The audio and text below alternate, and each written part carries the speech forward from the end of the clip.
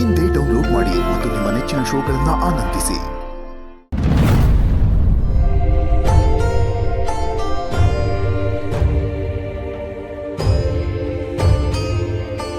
ನಮ್ಮನ್ನೆಲ್ಲ ಬಿಟ್ಟು ಹೋಗಕ್ಕಾಗದೆ ಸ್ನೇಹನು ಒಡಲು ತುಂಬಿ ನಮಗೆಲ್ಲ ಚೈತನ್ಯ ಕೊಟ್ರಿ ಅಂದ್ಕೊಂಡೆ.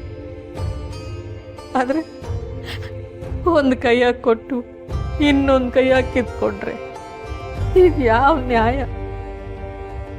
ನೀವು ಯಾವತ್ತೂ ಯಾರಿಗೂ ಇಲ್ಲ ಅಂದಿಲ್ಲ.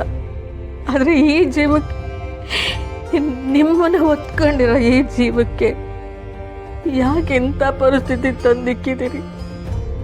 ಆಗ ಗಂಗಾಧರಪ್ಪ ತನ್ನ ಮಗಳ ಪಿರಾಣದ ಭಿಕ್ಷೆ ಕೇಳ್ತಿದ್ರೆ ನನ್ನ ಕಳ್ಳೆ ಕಿತ್ಕೊಂಬಂದಂಗಾಯ್ತಾ ಇತ್ತು. ಯಾಕೆ ನಮ್ಗೆ ಪರೀಕ್ಷೆ?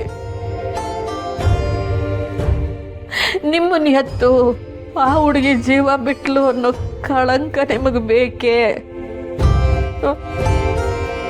ಮೊದಲೇ ಸಿರಿ ನೊಂದಿರೋ ಜೀವ, ಅದಕ್ಕೆ ಮತ್ತೆ ಮೋಸ ಆಗಬೇಕೆ? ಒಂದು ವೇಳೆ ನಮ್ಮ ಸ್ನೇಹ ಕೈ ಬಿಟ್ಟು ಹೋಗ್ಬಿಟ್ರೆ ನೀವು ಹುಟ್ಟಿದ್ರಿ ಅನ್ನೋ ಸಂಭ್ರಮಕ್ಕಿಂತಲೂ ನಾವು ಅವಳನ್ನ ಕಳ್ಕೊಂಬಿಟ್ವಲ್ಲ ಅನ್ನೋ ದುಃಖನೇ ಹೆಚ್ಚಾಗ್ಬಿಡ್ತದೆ. ತಾನು ಸತ್ರು ಪರವಾಗಿಲ್ಲ, ನೀವೇ ಭೂಮಿಗೆ ಬರಬೇಕು ಅಂತ ದೊಡ್ಡ ಮನಸ್ಸು ಮಾಡಿರೋ ಆ ಹುಡುಗಿ ಜೀವಕ್ಕೆ ಏನೋ ಅನ್ನೇ ಆಗ್ದಂಗೆ ಕಾಪಾಡಿ ಅಮ್ಮವ್ರೆ, ಕಾಪಾಡಿ. ಸ್ನೇಹ ಈಗ ಸಿರಿಗೆ ಎಂಡ್ರು ಮಾತ್ರ ಅಲ್ಲ ಅಮ್ಮವ್ರೆ, ನಿಮ್ಮರು ಜನ್ಮಕ್ಕೆ ಕಾರಣ ಆಗಿರೋ ತಾಯಿ. ನನಗೆ ತಾಯಿ ಸ್ಥಾನ ಕೊಟ್ಟಿರೋ ಕೂಸು ಅದು. ಆ ಕೂಸು ಕೈ ಚಾರ್ದಂಗೆ ನೋಡ್ಕೊಳ್ಳಿ ಅಮ್ಮವ್ರೆ, ನೋಡ್ಕೊಳ್ಳಿ. ಇಲ್ಲಿ ಗಂಟ ಅವಳು ನಮಗೆ ಹೋಟೆಲ್ಲ ಮಾಡವಳೆ, ಈಗ ಪಿರಾಣ ಕೊಡೋಕ್ಕೂ ತಯಾರಾಗಿ ನಿಂತ್ಬಿಟ್ಟವಳೆ. ಆ ಹುಡುಗಿಗೆ ಏನೂ ಆಗಬಾರ್ದು ಅಮ್ಮವ್ರೆ. ಈಗಾಗಲೇ ಸಿರಿ ತಾಯಿನ ಕಳ್ಕೊಂಡು ಎಂಡ್ರನ್ನ ಕಳ್ಕೊಂಡು ಅರ್ಧ ಜೀವ ಆಗ್ಬಿಟ್ಟವನ್ನೇ. ಈಗ ಆ ಹುಡುಗಿನಲ್ಲೇ ತಾಯಿನ ಎಂಡ್ರನ್ನ ನೋಡಬೇಕು ಅಂತ ಕನಸು ಕಾಣ್ತಾವನೆ.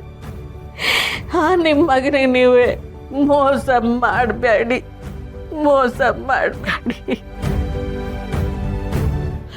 ನಂಗೆ ಗೊತ್ತು ನೀವು ನಿಮ್ಮ ಊಟಕ್ಕೋಸ್ಕರ ಇನ್ನೊಂದು ಜೀವನ ಬಲಿ ತಗೊಳಕ್ಕಿಲ್ಲ ಅಂತ.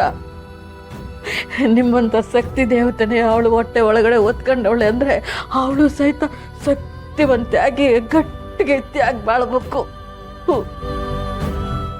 ನಮ್ಮ ಸ್ನೇಹಿಗೇನು ಆಗಬಾರ್ದು, ಅವಳಿಗೇನು ಆಗ್ದಂಗೆ ನೀವೇ ಕಾಪಾಡಬೇಕು.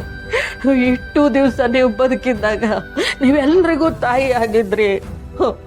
ಈಗ ಅವಳು ನಿಮಗೆ ತಾಯಿಯಾಗಿ ಬಾಳಿ ಬದುಕಬೇಕು ಅಂದರೆ ಅವಳನ್ನು ನೀವೇ ಉಳಿಸ್ಕೋಬೇಕು. ಅವಳನ್ನು ಕಾಪಾಡಿ ಅಮ್ಮರೆ, ಅವಳನ್ನ ಕಾಪಾಡಿ ಅಮ್ಮರೆ, ಕಾಪಾಡಿ.